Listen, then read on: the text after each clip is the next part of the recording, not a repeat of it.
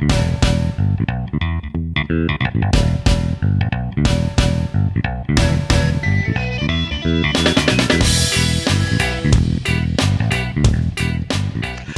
New Year, boys and girls. Welcome back. It is the final Carla and Crappy show of our 8th season of the 2019 season of the 2019/20 bowl season, and probably a whole bunch of other seasons that I'm not thinking of. Carla, how are you?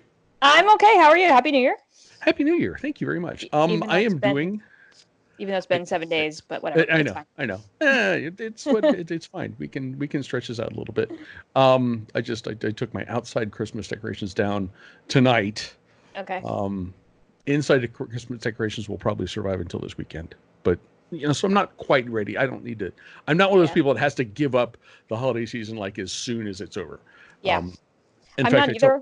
I'm an Epiphany person, so mine stay up definitely through or as close to January 6th as possible. This year, I took mine down on Sunday, so that was the 12th day of Christmas. So I made it all the way through the Christmas season, and it just worked best for me to get them down on Sunday. But it's depressing, even though we're in a new house. Like it's weird because we spent more of the house with the tree up than we did without the tree, and so now it feels really, really empty in our living room. Try this because this actually works for me. I took down the outside stuff today, but the inside stuff is still up. And I tell everybody the holiday season isn't officially over until after the college football national championship game, because I think that's a holiday that is on par, with like Thanksgiving and Christmas and New Year's Day. Don't you think? I would agree. Okay. Yeah, I'll try that next year. Okay. It's worth a try. We have been through 75 bowl games to get to this point. I did watch Louisiana and Miami last night. That was the last one. I did too. It was sad to see. It was also happy that Miami was that lost. But that's a whole other thing. We've been through a quite a bowl season. And Carl, I guess the first thing that I would ask you is, was it a catch? Yes, it was a catch. He took 3 steps. Okay, yeah. I agree with you on that one. I think Ohio State had 14 points wiped off the board unnecessarily. Yeah, sorry. That was one of the downsides of bowl season this year. That the rest of bowl season was pretty wacky, to be honest. Yeah. It was kind of weird as we were going through it, and I was trying to schedule out, which show I was promoting when, so that people could listen to prepare for games. And I was still doing Bowlapalooza show tweets. It's just like 2 days ago or something. Yeah, exactly. Like after the New Year's Six were over, it was just we've never had a bowl season like this, and it was an odd thing. Yes. Yeah, I have a whole bunch of really random notes. That first of all, I am very pleased with my Bowlapalooza pick. The Liberty Bowl was as good as I had hoped it was going to be. In fact, we were almost late for our New Year's Eve dinner reservations because the end of that game got wacky. Okay. When Navy went for the trick play and then was lining up to kick the game-winning field goal, and Kansas State still had all 3 timeouts, so called them in. Used them to try to ice a Navy kicker. Note to K-State: you can't ice somebody who's at a military academy. It just it doesn't work. The dude had made 3 field goals all season. I understand why they did it. It's worth trying. But I was like, come on, just kick the dang field goal. We got to get to our dinner reservation. So I was pleased with my Liberty Bowl pick. Some of the other fun, of course, I was very happy with the Cotton Bowl results. That ended up being a better win for Penn State than I was expecting. That was from the standpoint. I want Big Ten teams to win, but from someone who doesn't really have a rooting interest. Boy, that was a fun game. You might not have felt the same thing, but I thought that was entertaining as hell. Yeah, there were moments that I was like, "Don't do this." Sure. But then the ending was great, and watching James Franklin tackle one of his linemen after getting dunked, that was good. That was probably the second best dunking moment of bowl season. The first best dunking moment we talked about during over text of Ohio coach Frank Solich getting doused in French fries. And French fries. I've watched the famous Potato Bowl before, but I don't think I've ever noticed that detail. I hadn't either. not until it happened to Frank, and it's probably better. I mean, dunsing him in Gatorade when you're up in the mountains, and he's 87 years old, and that's probably you could run into problems there. A terrible French idea. fries, French fries would be safe. The best, and that of course. That was my Bullapalooza pick, yes. and was really pleased with how you, in spite of actively trying to lose the game in the fourth quarter, pulling through at the end for another bull victory. Frank has done so well in that regard, and he's kept his streak going. And he got a tasty treat at the end of the game, because the second best part of that was they doused him with French fries, and then he ate two, which was even better. Off his shoulder. Off his shoulder, yeah, it was great. So awesome. Two more bowl notes from me. The two best bowl games that I'm going to go out on a limb here, and one of them is legitimate, and the other one is because I'm being sarcastic. Best bowl game, hands down, the Rose Bowl. That was just a spectacular game. Wisconsin did everything it needed to do to win, except for those four turnovers. You can't turn the ball over 4 times and expect to win the Rose Bowl. Had they not done that, the Big Ten would have had a Rose Bowl victory, and that would have been pretty awesome. But what a football game! It was a good game down to the end. I'm sad that game's a semifinal next year, because we'll lose the Big 12 or the Pac-12 Big Ten. For the Rose Bowl, and so it won't be quite the same. But and then my favorite game and this is very tongue-in-cheek, we were texting through this game too, has to be the Gator Bowl, with Tennessee and Indiana, and primarily because that game got really bonkers in the fourth quarter, and the fans in the stands that tried to spell with the signs that went viral. Good See Vaki Top is now a t-shirt. Which as all these on Middle's campus. Can you pick one of those up for me? I would love. I hope that they're selling them around here, because I totally would wear one for the first day of the semester this spring. This is why I teach at Middle. Good See Vaki Top. But that was just the epitome of bowl season right there. Was that screenshot of the Vols fans just not being able to have their letters flipped in the right order. If you haven't seen it, please go look that up immediately. That was bowl season in one picture right there. Oh, I mean, I'm trying to not let the Fiesta Bowl color my entire month here, and I think largely I've done okay with that. I'm willing, probably unlike most Ohio State fans, I'm willing to say that's not, I can't blame that all on the officials. If Ohio State scores touchdowns, just half of the time that it had possessions in the red zone, we would be talking about a very, very different title game coming up next week. But I mean, again, it is what it is. It was a catch. It always will be a catch. Yes. And we will move on, and hopefully Ohio State will get another shot at Clemson next year. We'll see how that goes. I mentioned this in Bullapalooza, how weird it was to think that OU could be playing a football game after Ohio State's season had ended, and that, of course, is what happened. Yeah. And we were OU played on Friday. We were going to come home from work and go to Columbus. So I started that game just on my iPad when I was still in the office, and it's like, oh, this is really, really strange. And I have my sign up on my marquee by my desk that says it was a catch. And everyone wants to, wanted to talk to me about Ohio State stuff all week. I'm like, okay, well, take a couple deep breaths. And then, OU had a particularly second quarter, really separated, I think scored 3 unanswered touchdowns. There it is. That is the fun of college football. And even if it's only temporary, because it was a catch. Yes. I got to enjoy football from my other team. So, and with that, there is one more game coming up this season. We are taping this almost a full week in advance. We're taping this on Tuesday night, so be sure to check lines and stuff. But this, of course, in the Superdome in New Orleans, number 3 Clemson at number 1 LSU. LSU is favored at this point by 5.5. The over under is 69.5, which I think favors LSU. I think that's why that number is so high. Carla, what do you see about the last game of the year?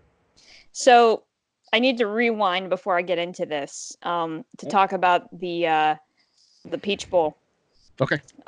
Because we kind of glossed over that. And so the Peach Bowl is happening. My in-laws are here. They are on their way we were getting ready to take them back to the airport. Their flight was that evening. Yes, my in-laws scheduled a flight in the middle of the playoffs. That's neither here nor there, but I love them. I really do. So we'd planned to have a late lunch, early dinner, and then take them to the airport. So we started So we got to the restaurant before the Peach Bowl really kind of got started. We were sitting there. We had just ordered a round of drinks, and then we find out that their flight's delayed. And so we're like, okay, we might as well settle in and watch a little bit of this game. And the game was over by halftime. I mean, that was one of the most ridiculous offensive first halves that I have ever seen. Yeah. And any doubt that anybody had about Joe Burrow having the Heisman rust, which tends to happen to Heisman winners in the playoff, if they just don't play well. Yeah, no, that didn't happen. It got silly at one point. We just looked up and we're like, they're going to score again. And then they're 30 yards down the field, there it was, wide open, and how much of that was, I mean, we've known LSU's offense is really, really good. We know Oklahoma's defense is rancidly bad. So those two things, we kind of expected this to happen. But we talked about this during the Final Four show, that these two teams had equally spectacularly bad statistically defenses. That was not really a sentence, but we're going to go with it. That's close. That's fine.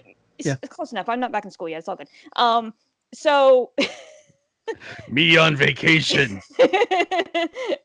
Drinking cider. Yeah. I still have 2 more weeks. Oh man. I know, right? Okay. We don't go back until the 21st. It's great.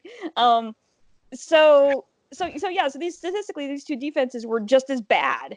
And LSU just ran up and down the field on them. And so I went and looked at the numbers between LSU and Clemson heading into this, with that in the back of my mind. Mm-hmm. And if you look at the numbers alone, Clemson should probably win this football game, because their offensive numbers are incredibly similar.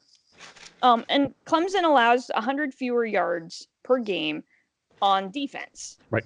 And you have the added punch in here of, for the 1400th time, Dabo gets to play the underdog card again, and I'm getting real tired of that, but that's where we sit, right? You have a Clemson team that statistically has a better defense than LSU, can keep up with LSU offensively, and Dabo can say, nobody's counting on us. The ACC is terrible. Nobody thinks we can win this game. This is sounding like last year in middle of nowhere, California.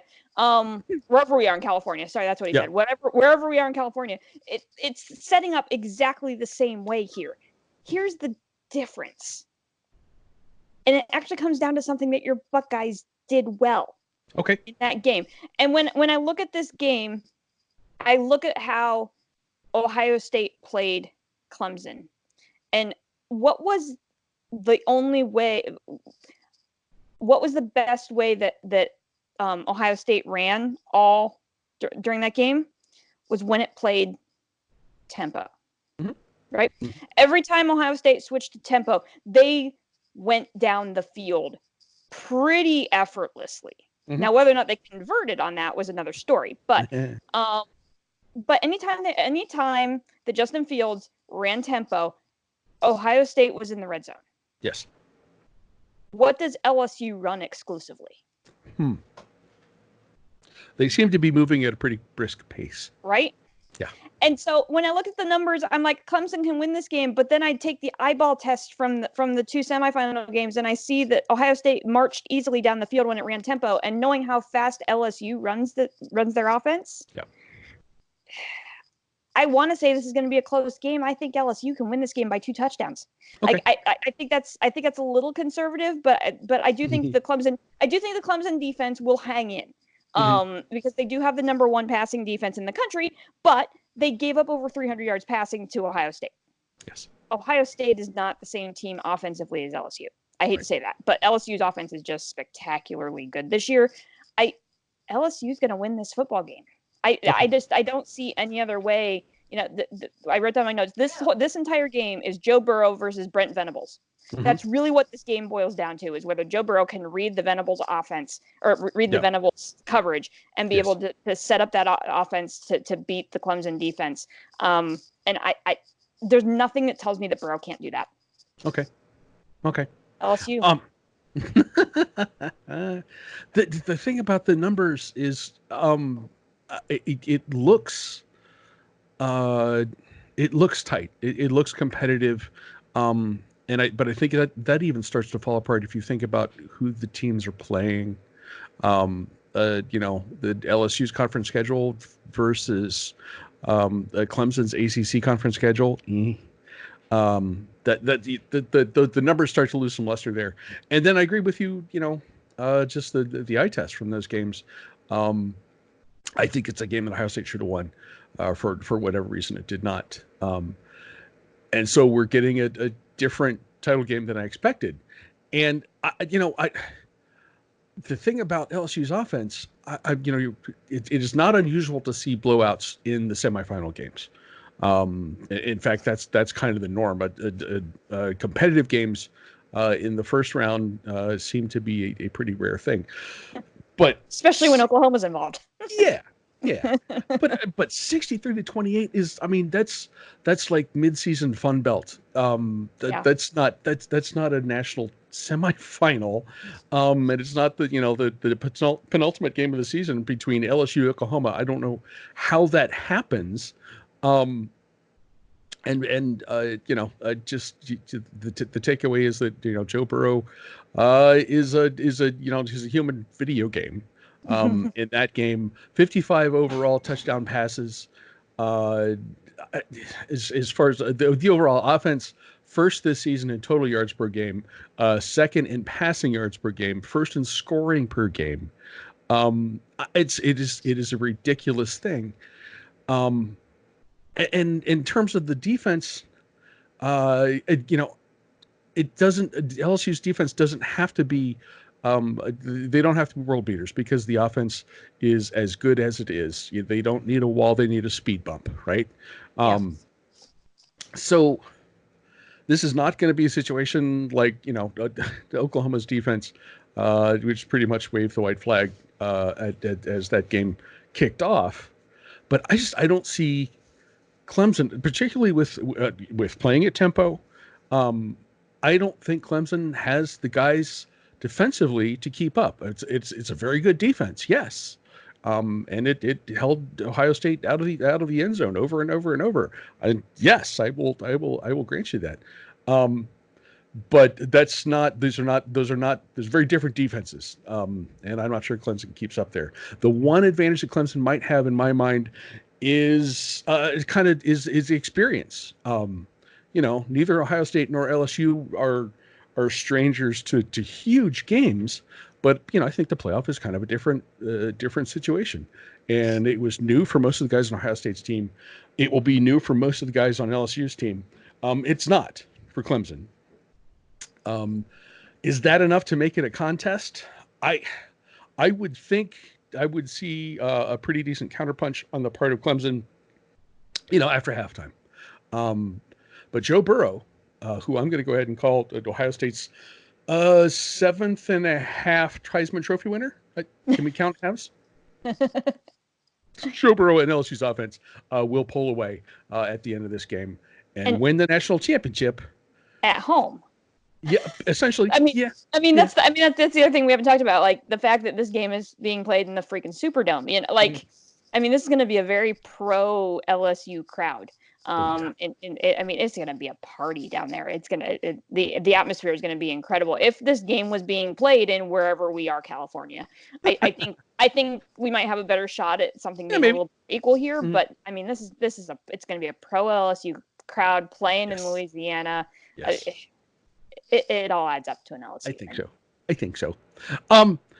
Last year, when we did our final show this season, we decided to take a crack at one outrageous prediction for the 2019 season.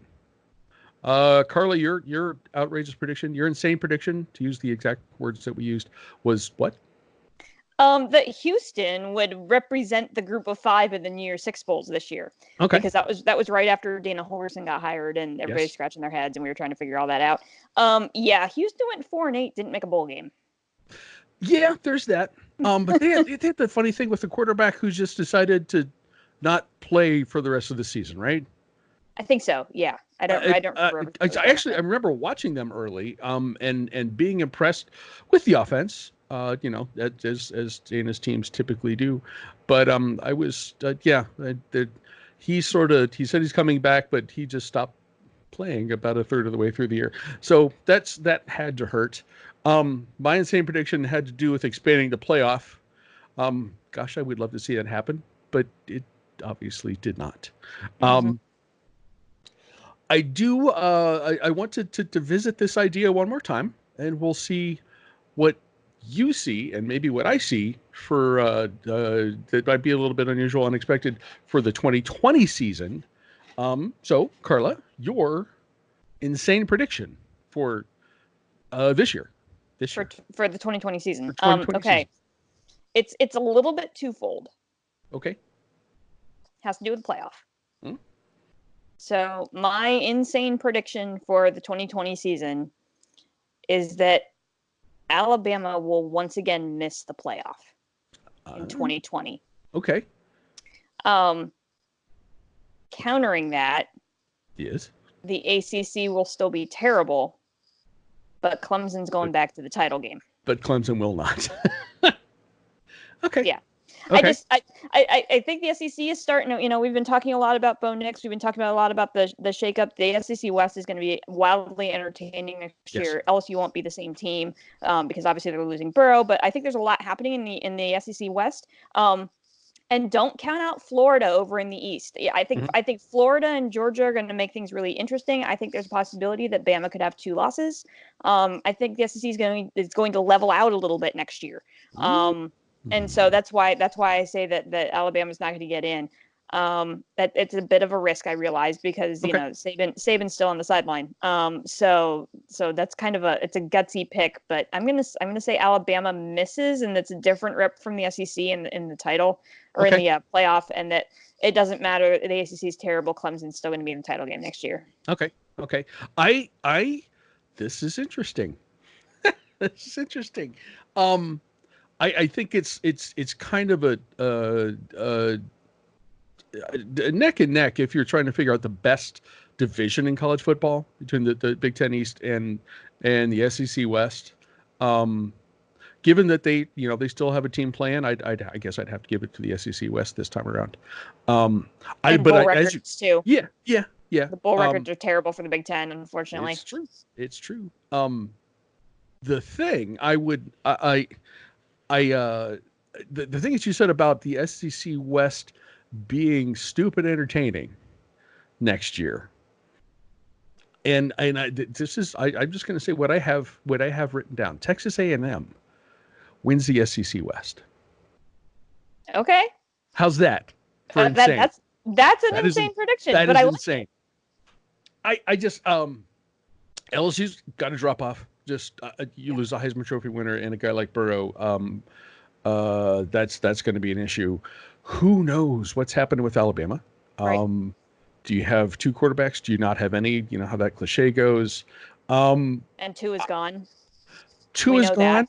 We know that. What is Lane Kiffin going to have to say about what happens in the West? I look. There are huge changes on the horizon for everybody, except for Jimbo Fisher. I would never mistake Jimbo Fisher for Nick Saban in terms of coaching ability, but Jimbo's a good coach. And he's been doing this for a long time. He has an experienced team coming back. I think at this point they are well grounded in what they need to accomplish to be successful in that division. And I just think this all kind of lines up, maybe this one and only time, but this all kind of lines up for the Aggies. And that, of course, that sets off a chain reaction of fun everywhere. because suddenly no LSU, no Alabama, no Auburn. How is this going to go? And that all has playoff implications and all kinds of other fun stuff. So I may be insane, but that's Texas A&M is going to win the SEC West next year. And so, boys and girls, you can find the Carla and Crappy Show on Apple Podcast, Stitcher, TuneIn, and Spotify as well on a variety of other podcasting services. My mouth is tired. It's been a long season. You can also watch us babble on YouTube and our Facebook page. If you dig the show, come back next year, because I think we're probably going to do this again. If you don't mind your undead business, but come back next year anyway. And as always, come back next year to find out exactly how wrong we are. how wrong those insane predictions are. Carla, do you have one last thing for this season? The Big Ten is going to be wildly entertaining. We didn't bring that up in our big predictions, but the Big Ten is going to be wildly entertaining again next year as well. Yeah. We don't know what's going on at Michigan. Penn State's going to be right in the mix. Ohio State's not going to drop off a ton either. And hi PJ Fleck. Hello. Yeah. The second AJ's prediction was correct in rowing the damn boat all the way back to Minnesota. They did. And that game wasn't as close as the score indicated. That was a pretty dominating performance by Minnesota. So you got Minnesota and Wisconsin in the West. The Big Ten's gonna be a lot of fun next year. I was gonna make my big prediction that Penn State would go to the Rose Bowl as the second team. Okay. In the Big Ten, but that's off the table because the Rose Bowl is a semifinal. Right. So I don't even know where the conference. Who knows? I'm not sure how that's going to work out next year. I'll look that up in August. Okay. Yeah, we got time. Yeah. We have off season. But thanks to AJ for pitching in all season, for keeping us apprised of what's going on after dark, and and to our Bullapalooza guests, my husband and the other AJ. It's been a really fun season. There's been a lot going on. I changed houses halfway through the season, and but it's been a really great VO show. And I'm looking forward to a little bit more stability in year 9. Okay, that'd be fine. It has been a great season once again. It's a great, awesome season for an Ohio State fan. In terms of this season, in terms of what's happened historically, if you're watching the hat that I found in Columbus over the weekend, there's the Michigan gold pants, and then it says 8 straight underneath there. And beating Michigan 8 straight years is an incredible thing. So that is never, ever, ever a bad thing. And listen, guys, once again, we appreciate you showing up and listening and watching. We don't understand why you do it, but we're very happy that you do. And do come back next fall, because I see absolutely no reason why we're not going to do this again. Yep. Carla? Yes. Enjoy your break of 2 more weeks and 8.5 more months. And then we'll come back and do this stuff again. And then we'll meet up at East End again and hash this out and kick off season 9. Excellent. Boys and girls and Carla, cheers. Cheers. Guys, thank you very much for watching. We will talk to you again next fall. See you later.